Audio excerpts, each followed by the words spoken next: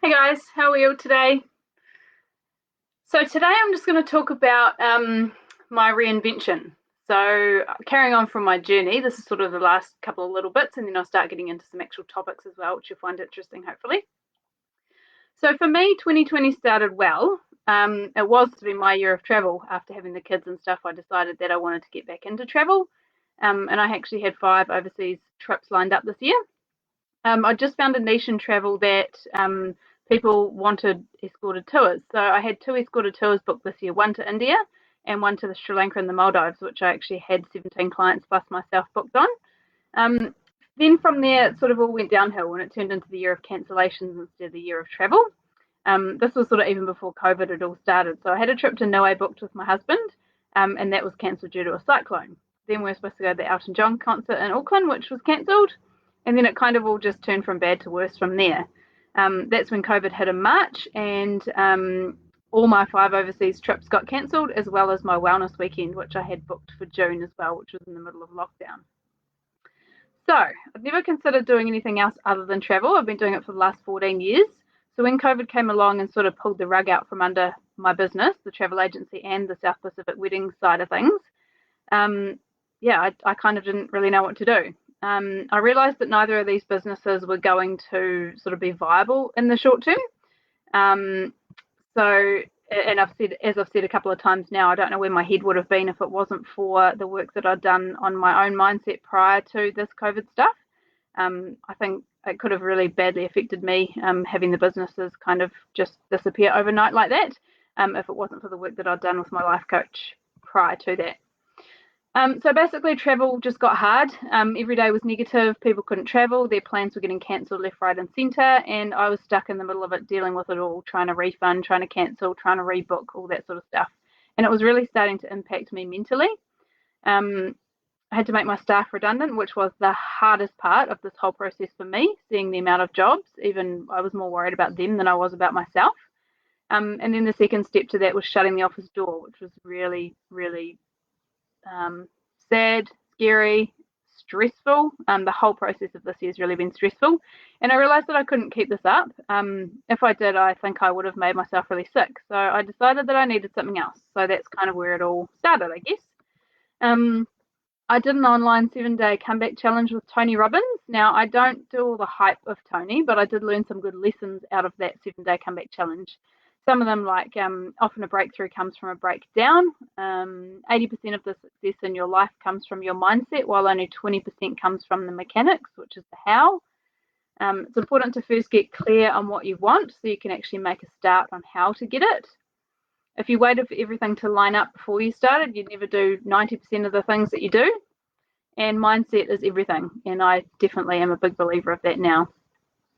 So I also went out and applied for lots and lots of random jobs. I didn't want to be without an income. So I did and still are doing COVID contact tracing. I did elections work. So I was the voting place manager at our local voting place here. I've just finished doing exam centre management at the local college over NCEA exams. Jobs that I probably wouldn't have applied for otherwise and didn't actually think that I was capable of. But I thought, well, what do I have to lose? I even considered things like calf rearing and relief milking. My husband was a farmer before, so I thought that's the only other thing that I kind of know. But this didn't work in with the kids and early mornings and that type of thing. So that didn't work out there. Um, there was also times that I learnt that I had to wing it, and that wasn't necessarily overly as scary as I thought it would be either. So there's a lot of things that I managed to do that I didn't think that I would have managed to do otherwise. So having all these other jobs and actually starting to realize that I had the skills that I could apply to other jobs and industries, I began to realize what I was worth, I guess, which was a real boost for me. That was really good. I think we really also need to back ourselves. We often underestimate what we can actually do. But once we're open to options, it's surprising what opportunities actually present themselves to you as well. And I've sort of learnt that in a big way.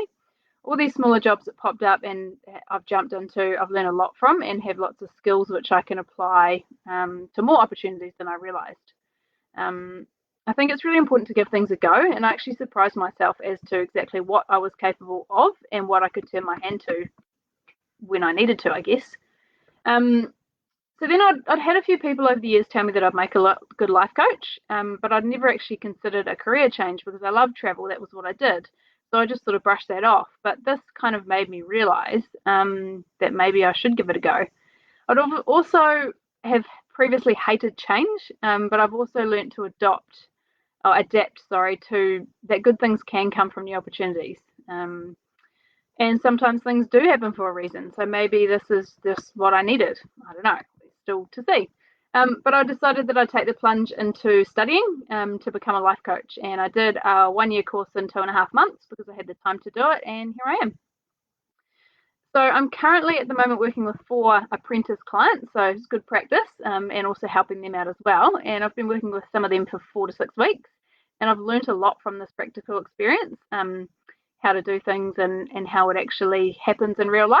So now I feel a lot more comfortable actually about taking on the real deal. So I'm just going to have a bit of a break over Christmas and New Year and then get into it next year. So really looking forward to that. After the process with my own life coach as well, before all of this COVID stuff happened, I actually created a Reinvent Yourself Wellness weekend at the end of last year, and this was postponed twice due to COVID. So I've kind of put that on hold for now, but the weekend will be held at Castaways Resort, and they don't have any availability at the moment up until May or June because they've got lots of weddings there over summer.